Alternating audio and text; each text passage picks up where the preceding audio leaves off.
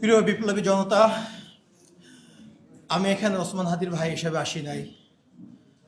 আমি হাদির একজন সহযোদ্ধা ছিলাম। হাদি যখন গুলিবিদ্ধ হয়েছে, একই রিকশার বাম পাশে আমি বসা ছিলাম। হাদি ডান পাশ থেকে সন্ত্রাসীদের হাতে গুলিবিদ্ধ হয়েছে। কান্না করার জন্য আমরা রাজপথে নামি নাই। শহীদ ওসমান হাদি যখন জুলাই আন্দোলনে অংশগ্রহণ করে তার ওয়াইফ সন্তান সম্ভা ছিলেন, দিনের পর দিন রাতের পর রাত যখন বাসায় ফিরতে পারেন নাই, আমাদের পরিবারের পক্ষ থেকে তাকে বারবার বলা হতো পরিবারের কথা চিন্তা করতে হবে, নিজের নিরাপত্তার কথা চিন্তা করতে হবে। তার একটাই জবাব ছিল, আমাকে আমার আল্লাহ রক্ষা করবে। আমি যদি চলে যাই, এদেশের 18 কোটি জনতা আমার পরিবারকে দেখে রাখবে। এর চেয়ে বড় নিরাপত্তা আর কাউ দিতে পারবে না।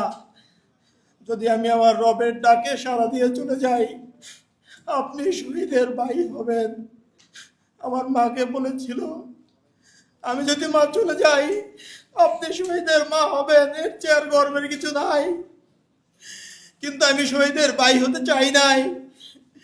আমি চেয়েছিলাম রাজপথে বিপ্লবী ওসমানের পাশে থেকে এই বাংলাদেশকে আধিপত্যবাদ মুক্ত করতে। আমি চেয়েছিলাম ইনসাফের বাংলাদেশ যতদিন পর্যন্ত গঠন না হবে, আমরা রাজপথ ছাড়ব না। কিন্তু আজকে ওসমান চলে গেছেন। আল্লাহ ওকে তার সর্বোচ্চ পুরস্কার দিয়ে নিয়ে গেছেন। শুক্রবারের জুমার নামাজের পরে সে গুলিবিদ্ধ হয়ে পরবর্তী শুক্রবার রাতে সে ইন্তেকাল করেছেন সিঙ্গাপুরে। আমাদের পরিবার, ইনকলাব মঞ্চের ভাই ব্রাদাররা আমরা ঘটনার আকস্মিকতায় ধুমড়ে মুচড়ে গেছি।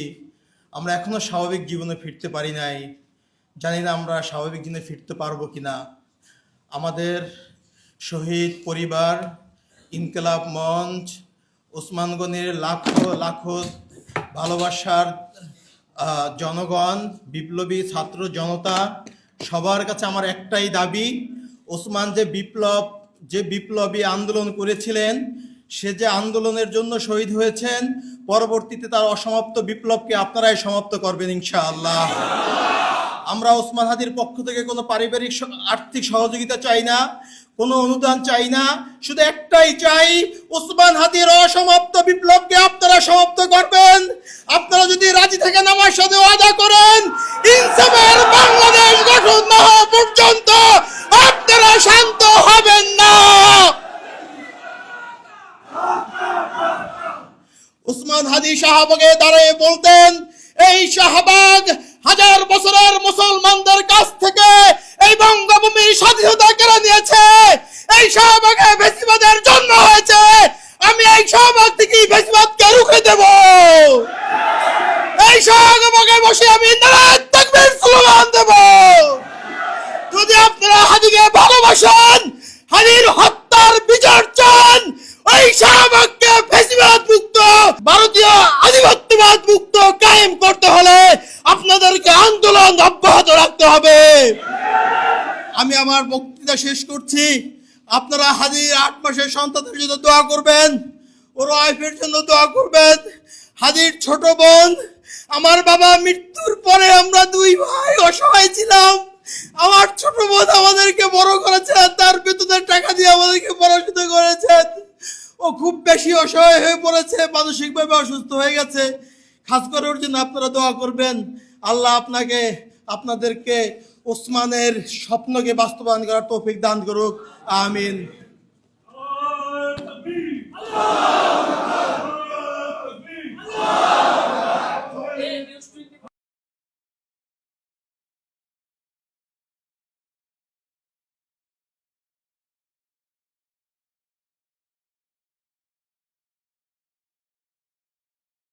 প্রিয় বিপ্লবী জনতা, আমি এখানে ওসমান হাদির ভাই হিসেবে আসি নাই। আমি হাদির একজন সহযোদ্ধা ছিলাম। হাদি যখন গুলিবিদ্ধ হয়েছে, একই রিকশার বাম পাশে আমি বসা ছিলাম। হাদি ডান পাশ থেকে সন্ত্রাসীদের হাতে গুলিবিদ্ধ হয়েছে। কান্না করার জন্য আমরা রাজপথে নামি নাই। শহীদ ওসমান হাদি যখন জুলাই আন্দোলনে অংশগ্রহণ করে তার ওয়াইফ সন্তান শম্পা ছিলেন, দিনের পর দিন রাতের পর রাত যখন বাসায় ফিরতে পারেন নাই, আমাদের পরিবারের পক্ষ থেকে তাকে বারবার বলা হতো পরিবারের কথা চিন্তা করতে হবে, নিজের নিরাপত্তার কথা চিন্তা করতে হবে। তার একটাই জবাব ছিল, আমাকে আমার আল্লাহ রক্ষা করবে। আমি যদি চলে যাই এদেশের 18 কোটি জনতা আমার পরিবারকে দেখে রাখবে, এর চেয়ে বড় নিরাপত্তা আর কাউ দিতে পারবে না। যদি আমি আমার রবের ডাকে সাড়া দিয়ে চলে যাই, আপনি শহীদের ভাই হবেন। আমার মাকে বলেছিল, আমি যদি মা চলে যাই আপনি শহীদের মা হবেন, এর চেয়ে আর গর্বের কিছু নাই। কিন্তু আমি শহীদের ভাই হতে চাই নাই। আমি চেয়েছিলাম রাজপথে বিপ্লবী ওসমানের পাশে থেকে এই বাংলাদেশকে আধিপত্যবাদ মুক্ত করতে। আমি চেয়েছিলাম ইনসাফের বাংলাদেশ যতদিন পর্যন্ত গঠন না হবে আমরা রাজপথ ছাড়ব না। কিন্তু আজকে ওসমান চলে গেছেন, আল্লাহ ওকে তার সর্বোচ্চ পুরস্কার দিয়ে নিয়ে গেছেন। শুক্রবারের জুমার নামাজের পরে সে গুলিবিদ্ধ হয়ে পরবর্তী শুক্রবার রাতে সে ইন্তেকাল করেছেন সিঙ্গাপুরে।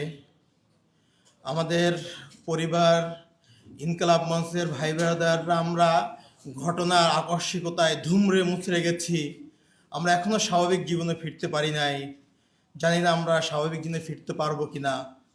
আমাদের শহীদ পরিবার, ইনকলাব মঞ্চ, ওসমানগণের লাখো লাখো ভালোবাসার জনগণ, বিপ্লবী ছাত্র জনতা, সবার কাছে আমার একটাই দাবি, ওসমান যে বিপ্লবী আন্দোলন করেছিলেন, সে যে আন্দোলনের জন্য শহীদ হয়েছেন, পরবর্তীতে তার অসমাপ্ত বিপ্লবকে আপনারাই সমাপ্ত করবেন ইনশাআল্লাহ।